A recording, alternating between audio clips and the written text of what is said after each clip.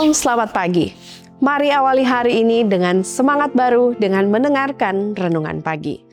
Rabu 20 Mei 2026, perpecahan dalam kelompok. 2 Timotius 1 ayat 15, engkau tahu bahwa semua mereka yang di daerah Asia Kecil berpaling daripadaku, termaksud Figelus dan Hermogenes. Pada awal tahun 1854, keyakinan James dan Ellen White semakin kuat tentang perlunya tata tertib dan struktur di antara para penganut Sabat. James tidak hanya menganggapnya penting, tetapi ia juga yakin bahwa tanpa tata tertib dan struktur, gerakan ini tidak akan mengalami kemajuan yang berarti. Karena itu, pada bulan Maret, ia menulis bahwa Allah menunggu umatnya untuk menjadi benar, menjadi tertib dalam penginjilan, dan menjunjung tinggi standar kesalehan sebelum ia menambahkan lebih banyak lagi ke dalam jumlah kita. Fakta bahwa kaum Advent hari Sabat juga menghadapi penentangan yang terorganisasi untuk pertama kalinya pada masa itu. Tidak diragukan lagi, semakin memperkuat keyakinan James White tentang pentingnya struktur organisasi.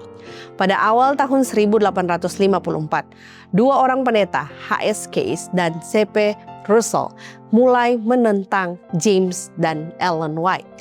Pada musim gugur tahun itu, mereka mulai menerbitkan publikasi mereka sendiri yang diberi nama Messenger of Truth, dengan harapan tidak hanya menyaingi Review and Herald, tetapi juga menarik banyak penganut Advent hari Sabat ke dalam pengaruh mereka.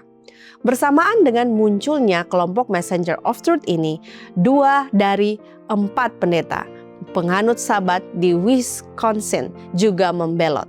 J.M. Stevenson dan D.P. Hall mulai mempromosikan pandangan tentang milenium temporal dan ajaran tentang masa depan yang menyatakan bahwa akan ada kesempatan kedua untuk bertobat selama masa milenium.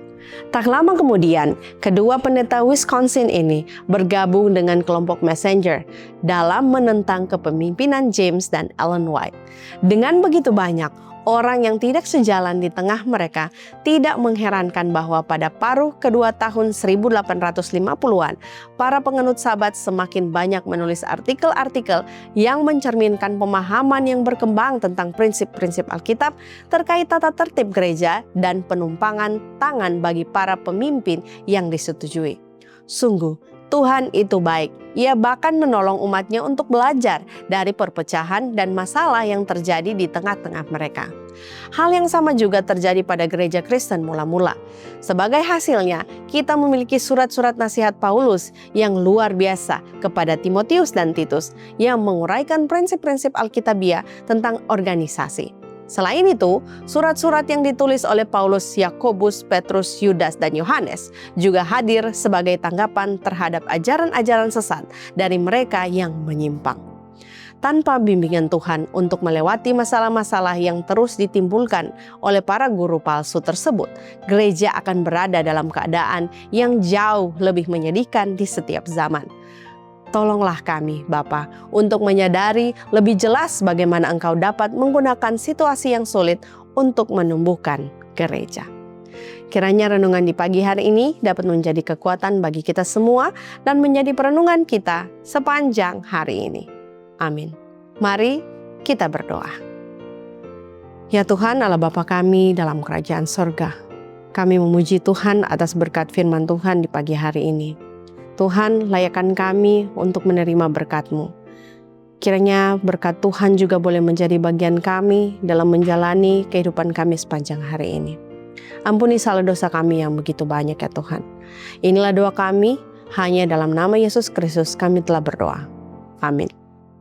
Demikianlah renungan pagi hari ini. Silakan share video ini dan subscribe YouTube channel Cornelius Media dan follow kami di Instagram dan Facebook @Cornelius Media. Tuhan memberkati kita semua dan sampai jumpa esok hari.